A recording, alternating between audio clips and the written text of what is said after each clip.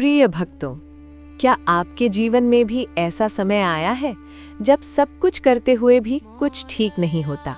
जब आप भगवान को मानते हैं, पूजा भी करते हैं, व्रत भी रखते हैं, फिर भी दुख पीछा नहीं छोड़ता। अगर आज आपके मन में ये प्रश्न उठ रहा है कि भोलेनाथ, मैंने आपका क्या बिगाड़ा है, तो समझ लीजिए आज ये कथा आपके लिए ही है। क्योंकि मासिक शिवरात्रि उन लोगों के लिए आती है जो बाहर से नहीं, अंदर से टूट चुके होते हैं। ये कथा है अमित की। अमित न तो अधार्मिक था, ना ही पापी, लेकिन पिछले कुछ समय से उसका जीवन जैसे रुक गया था। काम में रुकावट, घर में तनाव, मन में घबराहट। हर दिन वो हंसने की कोशिश करता, लेकिन अकेले में टूट जाता। एक दिन उसने थककर कहा, मैंने सब सही किया है, फिर मेरे साथ ही सब गलत क्यों? उसी दिन उसकी माँ ने कहा, कल गुरुवार है और मासिक शिवरात्रि भी। अमित मुस्कुरा दिया। हर महीने आती है माँ, उसने कहा, लेकिन मेरी जिंदगी हर महीने और बिगड़ जाती है। माँ ने धीरे से कहा, बेटा, हर शिवरात्रि सुख देने नहीं आती, कुछ तोड़ने आती है। ये शब्द अमित के सीने में उतर गए। अगली सुबह गुरुवार था, मासिक शिवरात्रि। अमित बिना किसी उम्मीद के शिव मंदिर पहुंचा।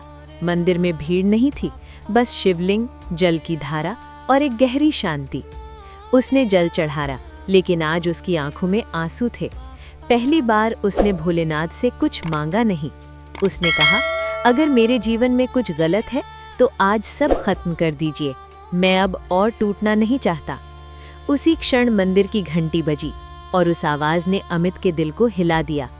उसे याद आया, शिवरात्रि की रात भोलेनाथ न सोते हैं, न आंख मूंदते हैं, वे सिर्फ सुनते हैं। उस रात अमित को नींद नहीं आई। मन अजीब सा शांत था। डर नहीं था, लेकिन एक भारी खामोशी थी।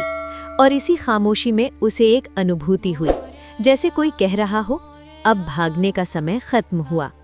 सुबह जब उसकी आंख खुली तो वो नहीं जानता था कि मासिक शिवरात्रि उसकी परीक्षा लेने आई है।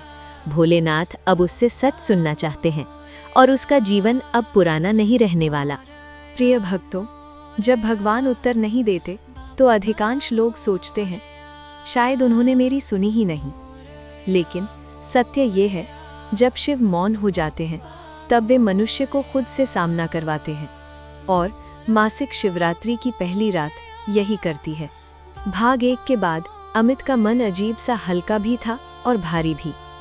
हल्का इसलिए क्योंकि उसने पहली बार सब कुछ भोलेनाथ के सामने रख दिया था, और भारी इसलिए क्योंकि अब भागने की कोई जगह नहीं बची थी। शिवरात्रि की रात शुरू हो चुकी थी। घर में सब सो चुके थे। अमित अकेला अपने कमरे में बैठा था। बत्ती बुझी हुई थी, बस एक छोटा सा दिया जल रहा था। उसकी लौ कांप रही थी, जैसे अमित का मन। उसने शिव का नाम लिया, लेकिन आज नाम होठों से नहीं, सीधे सीने से निकला। धीरे धीरे रात गहरी होने लगी, और जैसे जैसे रात बढ़ी वैसे वैसे मन में पुरानी स्मृतियां उभरने लगी। वो बातें जो उसने कभी किसी से नहीं कही थी, वो फैसले जिन पर आज भी उसका मन शर्मिंदा था। एक एक करके सब मन के सामने खड़े हो गए। यही था मन का अंधकार। अमित घबरा गया। उसने आंखें बंद की, मन में कहा, भोलेनाथ, ये सब क्यों सामने आ रहा है? कोई उत्तर नहीं, मौन। और यही मौन सबसे भारी था। उसी क्षण मन ने पहला वार किया, तू अच्छा इंसान नहीं है। अमित सिहर गया। दूसरा वार, तू सबको खुश करने की कोशिश में खुद को खो बैठा। तीसरा वार, तू सच से हमेशा भागता रहा। अमित अपने कान बंद करना चाहता था, लेकिन मन से कैसे भागा जाए? यही मासिक शिवरात्रि की पहली परीक्षा थी, खुद से आंख मिलाना। रात के 12 बजे। घड़ी की टिक टिक बहुत तेज लग रही थी। अमित को ऐसा लगा जैसे समय उसे घूर रहा हो। तभी उसे शिव पुराण की एक बात याद आई। शिवरात्रि की रात भोलेनाथ जागते हैं और मनुष्य का अहंकार सोने को कहते हैं। अमित धीरे से फर्श पर बैठ गया। उसने दिए की ओर देखा। लौ अब भी जल रही थी, थोड़ी सी डगमगाती हुई, लेकिन बुझी नहीं। उसी क्षण उसके भीतर एक बहुत धीमी अनुभूति हुई, अगर दिया डगमगाकर भी जल सकता है तो तू क्यों नहीं? ये कोई आवाज नहीं थी, ये भोलेनाथ का मौन संकेत था। अमित की आंखों से आंसू बह निकले। पहली बार उसे अपने आंसुओं से डर नहीं लगा। उसने हाथ जोड़कर कहा, मैं गलतियां लेकर आपके सामने खड़ा हूँ। अगर सज़ा देनी है तो दे दीजिए, लेकिन मुझे खुद से भागने मत दीजिए। रात और गहरी हो गई। मन अब भी प्रश्न कर रहा था, लेकिन उन प्रश्नों में अब जहर नहीं था, वे सच्चाई बन चुके थे। अमित ध्यान में बैठा रहा। कभी आंख खुलती, कभी बंद होती, और उसी बीच उसने एक अजीब सपना देखा। उसने देखा एक गुफा, अंदर घना अंधकार। अमित डरते हुए अंदर जाता है और गुफा के बीच एक शिवलिंग है। कोई रोशनी नहीं, लेकिन शिवलिंग स्पष्ट दिखाई देता है। तभी एक भाव उभरता है, अंधकार शिव से अलग नहीं है। अचानक नींद टूट जाती है। अमित चौंक कर उठता है। दिया अब भी जल रहा था।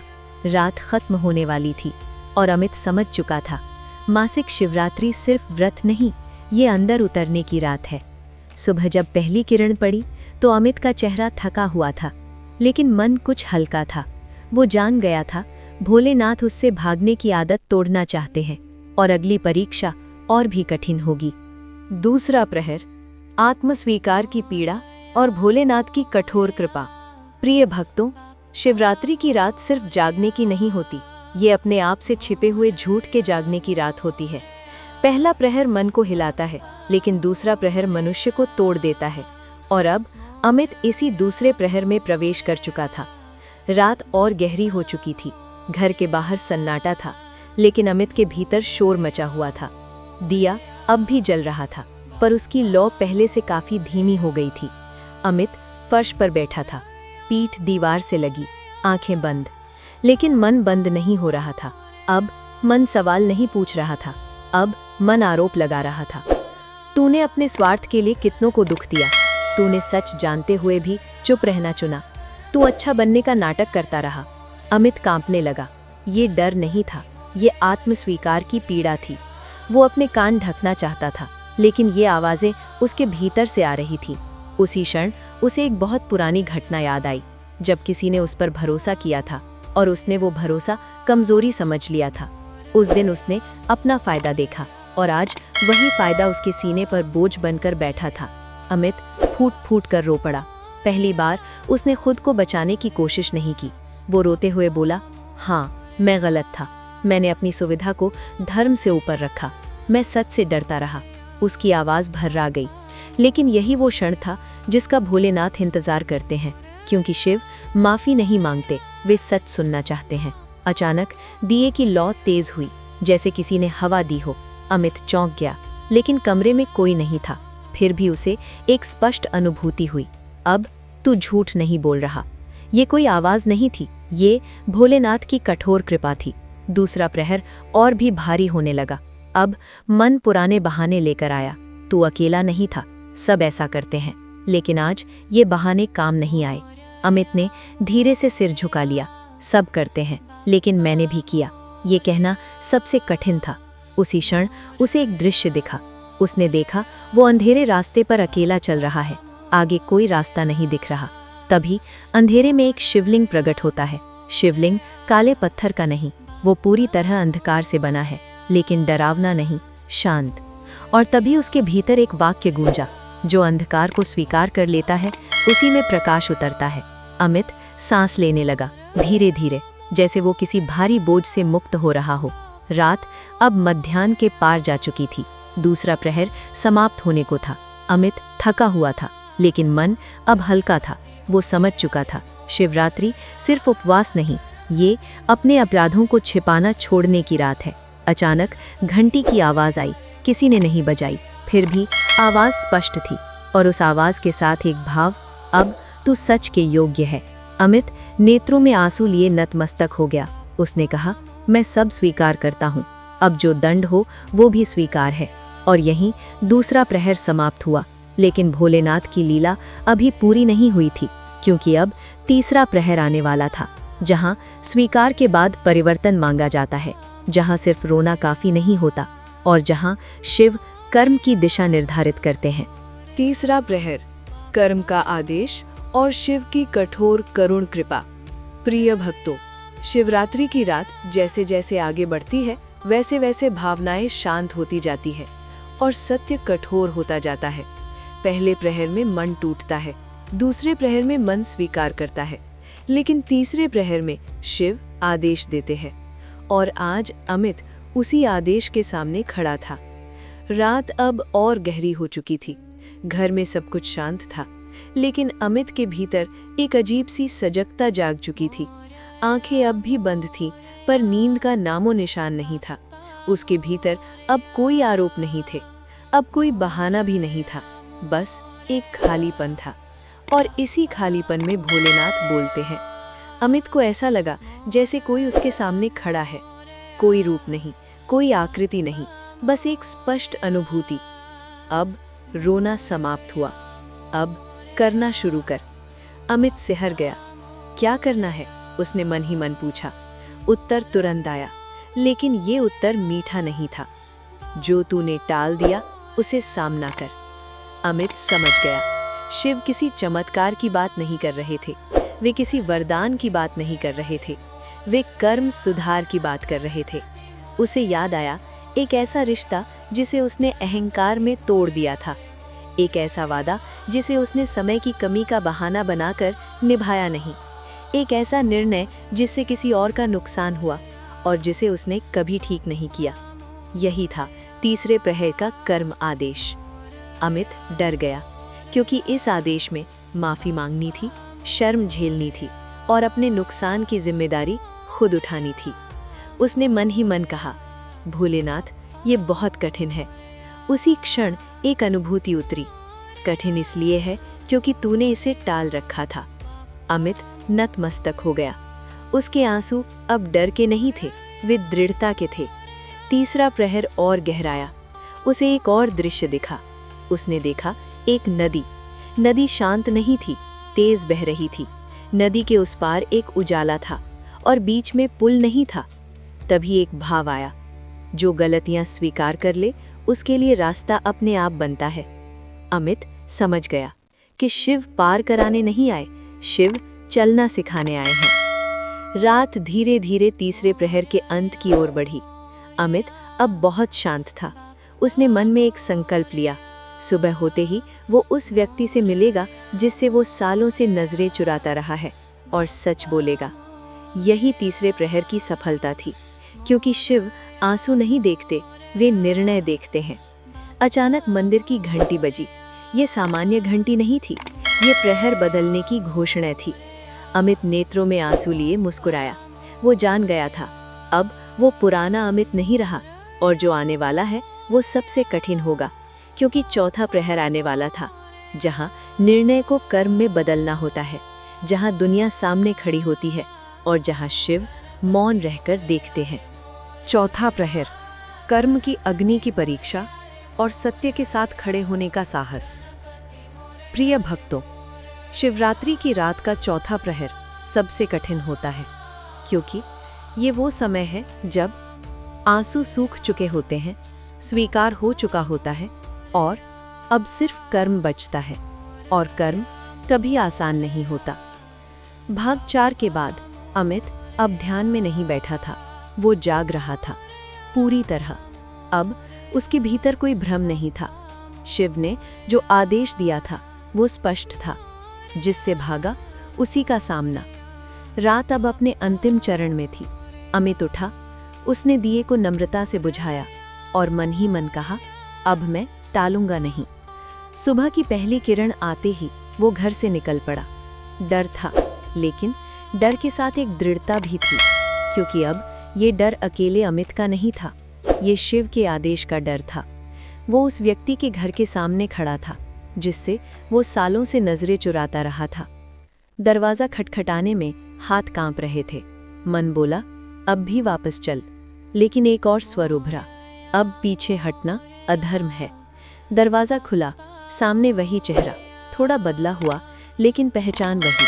अमित कुछ बोल नहीं पाया, कुछ पल मौन रहा, फिर धीरे से कहा, मैं सच बोलने आया हूँ। वो व्यक्ति चौंका। उसने अमित को अंदर बुलाया। कमरा साधारण था, लेकिन हवा भारी थी। अमित ने जो वर्षों दबाया था वो एक एक करके बोल दिया, अपनी गलती, अपना स्वार्थ, अपनी चुप्पी। कोई सफाई नहीं, कोई बहाना नहीं, बस सच।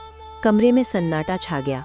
वो व्यक्ति कुछ देर चुप रहा, फिर धीरे से बोला, ये सुनना मेरे लिए भी आसान नहीं है, लेकिन कम से कम आज तो भागा नहीं।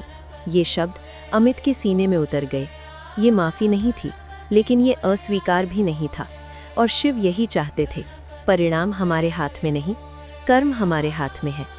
घर से बाहर निकलते समय अमित बहुत थका हुआ था, लेकिन मन पहले से हल्का था। अब समाज की बारी थी। कुछ लोगों को सच पता चला, कुछ ने ताने मारे, अब साधु बनने चला है। कुछ ने कहा, इतने साल बाद सच बोलकर क्या मिलेगा।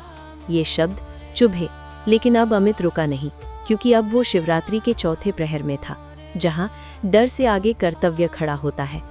शाम को वो मंदिर पहुंचा। आज वो कुछ मांगने नहीं आया था, बस बताने आया था, मैंने वो कर दिया जो आपने कहा। मंदिर शांत था, लेकिन उस शांति में एक गहरी संतुष्टि थी। उसे एक अनुभूति हुई, परिणाम मेरे हाथ में है, तू बस सीधा चलता रह। ये शिव का आशीर्वाद नहीं था, ये शिव का भरोसा था। अमित नेत्रों में आंसू लिए मुस्कुराया।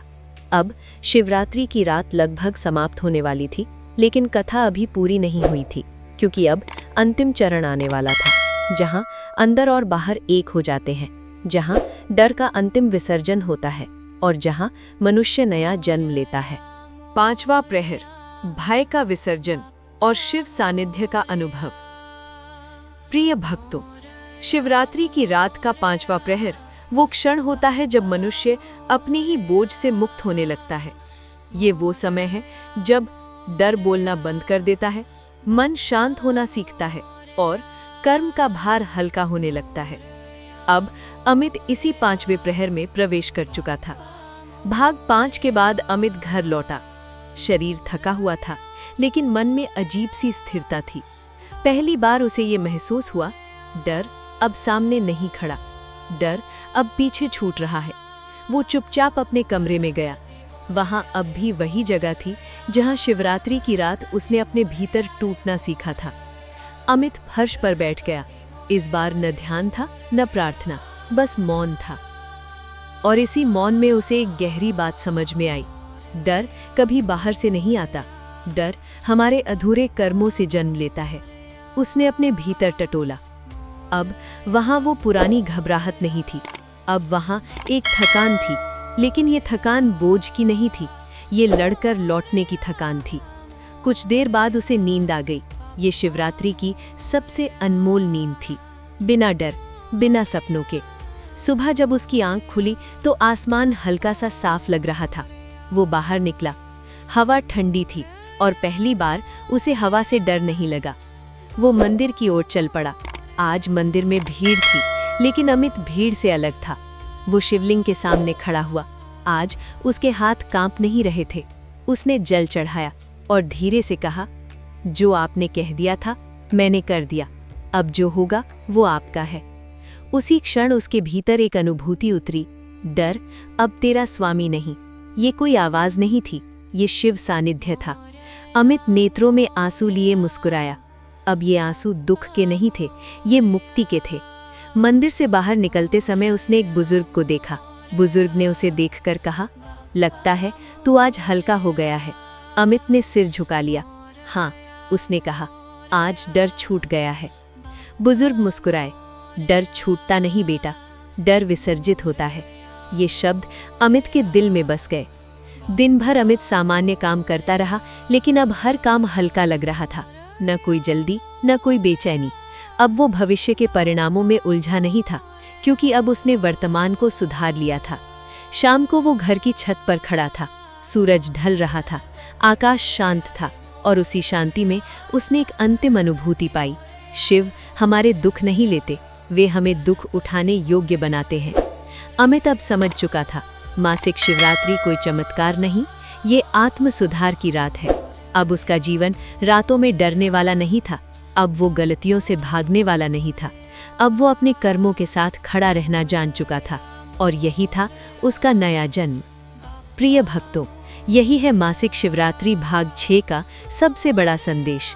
जब मनुष्य अपने कर्म सुधार लेता है, तब डर अपने आप विसर्जित हो जाता है। लेकिन कथा अभी पूर्ण नहीं हुई है।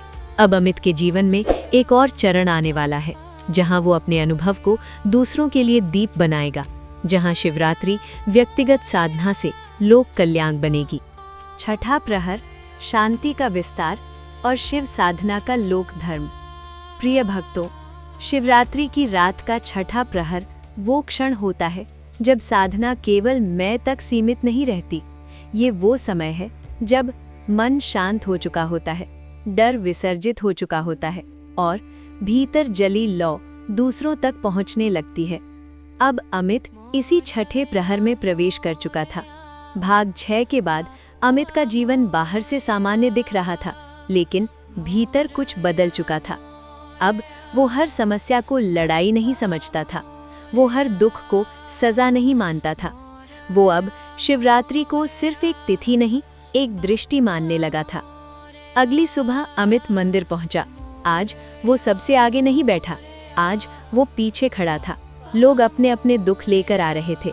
कोई काम के लिए रो रहा था, कोई घर के लिए, कोई स्वास्थ्य के लिए। पहले अमित इन सब को देखकर बेचैन हो जाता था। आज वो शांत था, क्योंकि अब उसे एक बात समझ में आ चुकी थी, हर दुख तुरंत मिटाने नहीं आता, कुछ दुख समझ देने आते हैं। एक युवक मंदिर के बाहर बैठा रो रहा था। लोग आ जा रहे थे, कोई नहीं रुक रहा था। अमित वहीं रुक गया। उसने कुछ नहीं पूछा, बस पास बैठ गया। कुछ देर बाद युवक खुद बोल पड़ा, सब खत्म हो गया है। अमित ने धीरे से कहा, नहीं। युवक ने चौंक कर देखा। जब सब खत्म होता है तो हम रोते नहीं, हम सुन्न हो जाते हैं। युवक खामोश हो गया। अमित को शिवरात्रि की एक बात याद आई, शिव सवालों के जवाब नहीं देते, वे साथ बैठते हैं। उस दिन अमित ने कोई उपदेश नहीं दिया, उसने सिर्फ सुनना सीखा। यही था छठे प्रहर का सबसे बड़ा परिवर्तन, समाधान से पहले सहानुभूति। धीरे धीरे लोग अमित के पास आने लगे। किसी को सुनने वाला चाहिए था, किसी को बस चुपचाप बैठने वाला। अमित ने कभी नहीं कहा, मैंने शिवरात्रि की है। उसने कभी नहीं कहा, मुझे सब आता है। वो बस मौजूद रहता, और यही शिव का लोक धर्म है। शाम को वो घर लौटा। आज थकान थी, लेकिन ये थकान मीठी थी। उसे एक स्वप्न आया। उसने देखा एक बड़ा आंगन, बीच में एक शिवलिंग। लोग चारों ओर बैठे हैं। शिवलिंग कोई उपदेश नहीं दे रहा, लेकिन सभी शांत हैं। तभी एक भाव आया, जहाँ शांति फैलती है वहीं शिव का वास होता है। नींद खुली। अमित मुस्कुराया। अब वो ये जान चुका था, साधना खुद को बदलती है और सच्ची साधना दूसरों को सहारा देती है। लेकिन अभी एक परीक्षा बाकी थी, क्योंकि जब कोई दूसरों का सहारा बनता है तो एक नया खतरा आता है, यानी मैं ही तो सहारा हूँ, यानी सूक्ष्म अहंकार। और अब 7वें प्रहर के बाद 8वां प्रहर आने वाला था, जहाँ सेवा में अहंकार की अंतिम परख होगी और जहाँ शिव सबसे शांत रहेंगे। 7वां प्रहर, सेवा में अहंकार और शिव का मौन परीक्षण। प्रिय भक्तों, जब मनुष्य दुख से बाहर निकल आता है, जब वो दूसरों का सहारा बनने लगता है, तब एक बहुत सूक्ष्म शत्रु जन्म लेता है। ये शत्रु डर नहीं होता, ये शत्रु लालच भी नहीं होता। इस शत्रु का नाम है मैं। और 7वां प्रहर इसी मैं की परीक्षा का समय होता है। भाग 7 के बाद अमित मंदिर में अलग तरह से पहचाना जाने लगा था। लोग अब उसे देखकर रुक जाते। कोई अपने दुख बताता, कोई सलाह मांगता। अमित सबको धैर्य से सुनता। वो अब भी उपदेश नहीं देता था, लेकिन लोगों के शब्द धीरे धीरे बदलने लगे थे। अमित जी बहुत समझदार है, इनके पास बैठो तो मन हल्का हो जाता है। शिव की कृपा इन्हीं पर है। ये शब्द मीठे थे, और यहीं अहंकार चुपचाप मन के भीतर घुसने लगा। मन ने धीरे से कहा, अगर मैं ना होता तो ये लोग किसके पास जाते? अमित चौंक गया। वो तुरंत सचेत हो गया। लेकिन सूक्ष्म अहंकार इतनी आसानी से नहीं जाता। एक दिन मंदिर समिति ने उसे बुलाया। उन्होंने कहा, आप हर गुरुवार मंदिर में लोगों से बात किया करें। लोग आपको सुनना चाहते हैं। ये सम्मान था, लेकिन ये परीक्षा भी थी। अगर अमित आगे बैठता तो मैं मजबूत होता, अगर पीछे हटता तो सेवा का प्रवाह टूट सकता था। यही था 7वें प्रहर का संकट। उस रात अमित बहुत देर तक जागता रहा। उसने मन ही मन भोलेनाथ से पूछा, मैं क्या करूं? कोई उत्तर नहीं, कोई संकेत नहीं, सिर्फ मौन। और यही शिव का तरीका था, क्योंकि जब अहंकार की परीक्षा होती है तब शिव मार्ग नहीं बताते, वे मनुष्य को खुद पहचान में देते हैं। अमित ने अपने भीतर झांका। उसे अपना पुराना डर याद आया, उसे अपनी गलतियां याद आईं, उसे वो रात याद आई जब वो फर्श पर बैठकर रो रहा था। और उसी स्मृति में एक बात स्पष्ट हो गई, जो खुद टूटा हो वो गुरु नहीं हो सकता, वो सिर्फ सेवक हो सकता है। अगले दिन मंदिर में लोग इकट्ठा थे। सब अमित को आगे बुला रहे थे। अमित ने माइक नहीं लिया। वो सीढ़ियों पर बैठ गया और धीरे से कहा, मैं कुछ सिखाने नहीं आया हूं। अगर आप चाहें तो हम सब शिव का नाम मौन में लें। लोग पहले चौंके, फिर धीरे धीरे सब शांत हो गए। कोई भाषण नहीं, कोई प्रवचन नहीं, सिर्फ मौन। और उस मौन में जो शांति उतरी वो किसी शब्द से बड़ी थी। उसी क्षण अमित के भीतर एक गहरी अनुभूति उतरी। जब मैं पीछे हटता हूं तब शिव आगे आते हैं। उस शाम एक व्यक्ति उसके पास आया। उसने कहा, आप बहुत बड़े संत हैं। अमित मुस्कुराया और पहली बार साफ साफ कहा, नहीं, मैं अब भी सीख रहा हूं। ये कहना सबसे कठिन था, लेकिन यही था 7वें प्रहर की सफलता। उस रात अमित को एक अंतिम स्वप्न आया। उसने देखा एक बड़ा मंदिर है, भीड़ बहुत है, बीच में शिवलिंग है, लेकिन शिवलिंग के पास कोई नहीं खड़ा। सब दूर से नतमस्तक हैं। और तभी एक भाव गूंजता है, जहां कोई खुद को बीच में नहीं रखता, वहीं मैं पूरी तरह प्रकट होता हूं। नींद खुली। अमित बहुत शांत था। वो जान चुका था, सेवा नाम से नहीं, सेवा मौन से पवित्र होती है। 8वां प्रहर, पूर्ण समर्पण और मैं का अंतिम विसर्जन। प्रिय भक्तों, जब डर चला जाए, जब अहंकार पहचान लिया जाए, तो अंतिम बाधा बचती है, स्वयं को छोड़ देना। ये त्याग किसी वस्तु का नहीं होता, ये त्याग अपने नियंत्रण का होता है। और शिवरात्रि की रात का 8वां प्रहर यही सिखाता है।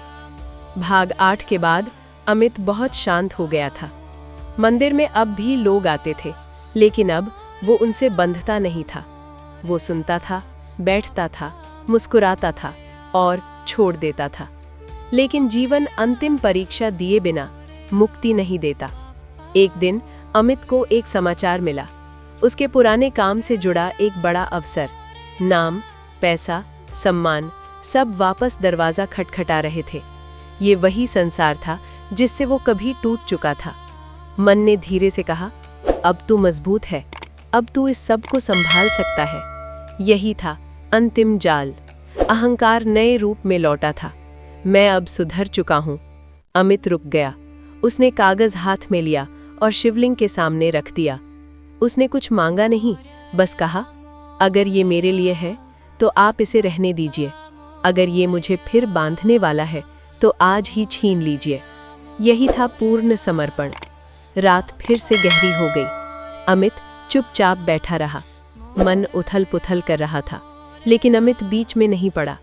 वो पहली बार देख रहा था कि विचार आते हैं, विचार जाते हैं, लेकिन मैं उनसे अलग हूँ।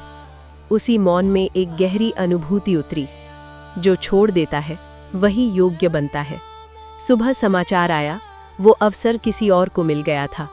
पहले अमित टूट जाता, आज उसने सांस ली और मुस्कुराया। कोई अफसोस नहीं, कोई क्रोध नहीं, बस एक स्पष्टता, जो गया वो जरूरी नहीं था। उसी दिन उसने अपने जीवन की एक नई दिनचर्या बनाई।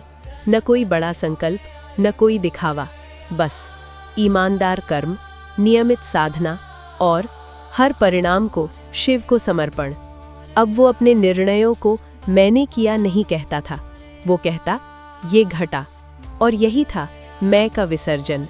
उस रात उसे एक अंतिम स्वप्न आया। उसने देखा एक विशाल आकाश, नीचे एक छोटा सा दीपक। दीपक आकाश को रोशन नहीं कर रहा, लेकिन वो पूरी तरह जल रहा है।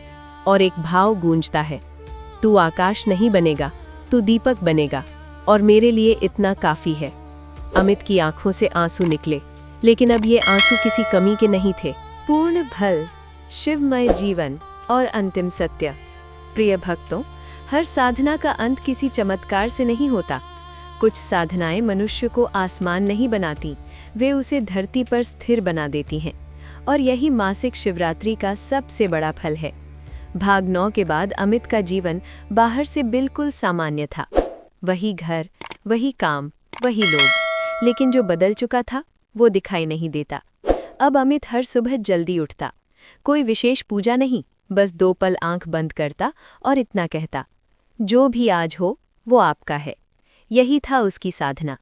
अब वो हर समस्या को टकराव नहीं मानता था, वो हर दुख को अभिशाप नहीं समझता था। वो अब समझ चुका था, शिव दुख हटाते नहीं, शिव दुख सहने की क्षमता देते हैं। एक दिन वही युवक फिर मिला जो कभी मंदिर के बाहर रो रहा था। उसकी आंखों में आज स्थिरता थी। उसने कहा, मैं अब भी पूरी तरह ठीक नहीं हूँ, लेकिन मैं भाग नहीं रहा। अमित मुस्कुराया। उसने कोई श्रेय नहीं लिया, बस कहा, यही पर्याप्त है। यही था शिव का मार्ग।